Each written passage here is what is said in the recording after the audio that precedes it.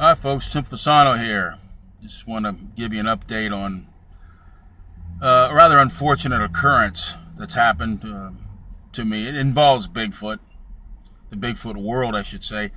I'll get to the point. I joined a Facebook group, which is run by Stephen Streufert. I hope I pronounced his name correctly. He's a person that I've always had tremendous respect for. He's a very intelligent individual. Seemed to be a very reasoned, a very principled individual. Things that I admire in people in general. So I joined his group, and we had an intriguing name, the Bigfoot Coalition for Reason and Critical Thought. I hope I'm accurate on that, but essentially that's the theme of it. Using reason and critical thinking to analyze scientific claims, quasi-scientific claims about Bigfoot and apparently about any other paranormal or scientific endeavor. But he put up a post on Christmas Eve, oh no, Santa's sinking into the ocean. It was kind of funny. They showed a picture of the ice melting in the North Pole, and it said that there was the current temperature in the North Pole was above freezing. And that I thought was rather strange. So I looked it up on the internet, and sure enough, that was accurate. The story was accurate. In fact, the Weather Channel had a satellite photo of the temperature ranges in the area, and you could see that Alaska and Canada and all these places, they were, negative 20 degrees and whatever, but for some particular reason, a big red blob was sitting over the North Pole and was above freezing. Well, that's not good. Poles would melt. So it just looked like a giant anomaly, and I didn't know what was going on. So I dug a little deeper, looked around on the internet, and I found an article. Now keep in mind, this article was from Nature magazine, which is the preeminent scientific, I'm at work, that's why you're hearing my computer. Nature magazine is the preeminent scientific journal. That's where Melba Ketchen was trying to get her Bigfoot study published. They rejected it out of hand. They don't deal in pop culture science. And if you, as a scientist, can get your work published in Nature, wow, you are now a preeminent scientist, a premier scientist, because all of your peers are going to examine your work, and your reputation will only grow if your work is good, sound, and accurate and follows scientific methodology and protocol. Well, what Nature magazine said is since the 1950s, since we've had the technology to measure the temperature region in the North Pole, think of Sputnik satellites, computers, so forth. They said every decade since the 1950s, there's been always two occurrences during each decade where the temperature in the North Pole will get above freezing for an anomalous reason for a period of days and then go back to the sub-zeros that it's used to. They said, quote, there was no evidence to suggest that this phenomenon is occurring with any greater frequency. That's it.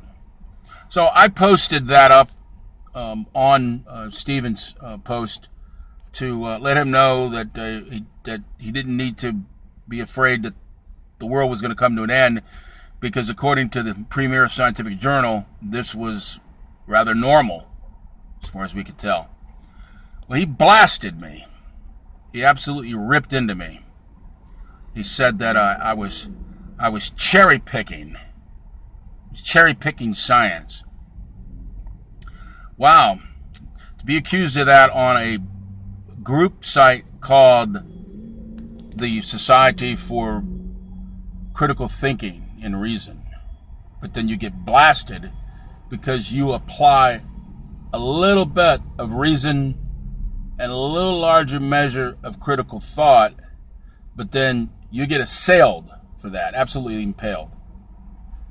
So his claim was 97% of scientists agree that global warming is catastrophic for the Earth's environment.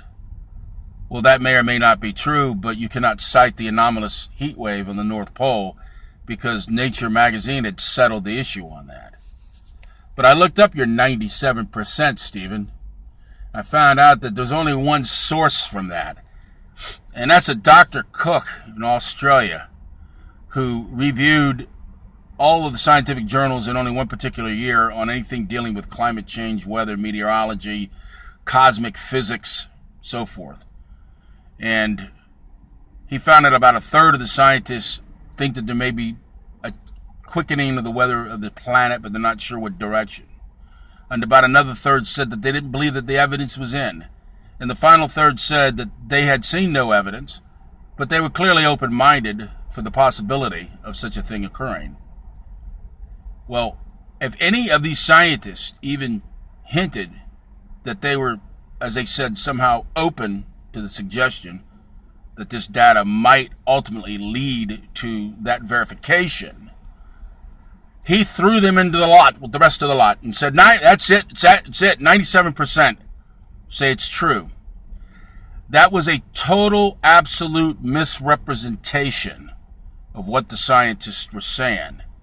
So, again, I used a little bit of critical thought and a little bit of digging, and I found out that that 97% figure can be challenged for its veracity. Then I was further impelled for that. Then finally I sent a note to Stephen. I said, look, guy, neither one of us has an advanced degree in meteorological science. And considering that we're Bigfoot guys and we believe in Bigfoot and we go out in the woods, let's have a truce here, guy. Let's just leave it on the Bigfoot area. We're Bigfoot believers and we're not scientists, okay?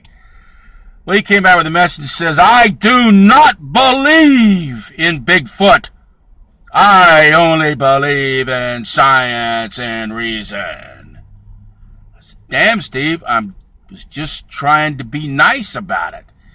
And he come back, I don't care if you're nice or not. This is about the earth coming to an end. Blah, blah, blah, blah. Stephen, stop it, guy. You showed a beautiful photo of your Christmas dinner with the ham and the turkey and all of that stuff. Do you know any item on the average dinner plate in America traveled 1,000 miles to get to that plate? Just with your dinner, the average item traveled 1,000 miles to get to that plate, and that was because of a complicated network of transportation using fossil fuels coordinated through computers and so forth in a way that would be akin to magic. Our very society, as we know it, our way of life, is completely dependent upon fossil fuels. We would be agrarian farmers if we hadn't hit the energy jackpot when we discovered fossil fuel in a way to utilize it in a way that has created the modern world. If you're near a major city, the traffic, the lights of the cities at night, the airplanes that land at the airports, all of these things are fueled by dinosaurs who passed away a long time ago, guy. So, what are you proposing? That we go back to being medieval serfs and peasants? Or do you want to continue with the medieval? That's a good word, because you reminded me of the medieval clergy and how they persecuted Copernicus, Galileo, because they dared question. You know, one of the hallmarks of a cult, and that's what global warming is, and apparently that's what you are, because one of the hallmarks of a cult is that no dissension is allowed. You cannot question the general authority, or you will be excommunicated. You will become a heretic. You will be branded an apostate. You will be cast to the wind, forever condemned, because you dared question. So why would you open up Stephen, why would you open up a group site that was dedicated to critical thinking and reason? But you won't allow any critical thought or reason that challenges any of the suppositions that you have, which in your mind are only formed through brainwashing and not through research. I don't see any papers out there written by you.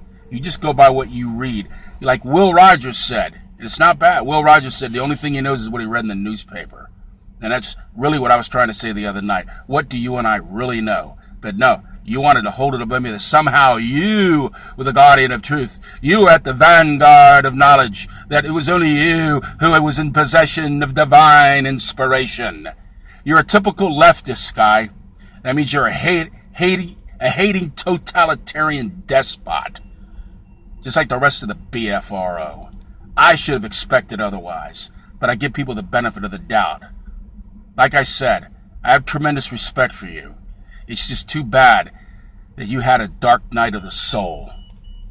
Because you need to re-examine your basic premises. When you believe in something that cannot be falsified, you're not doing science. That's not science. Anyway, I've said enough.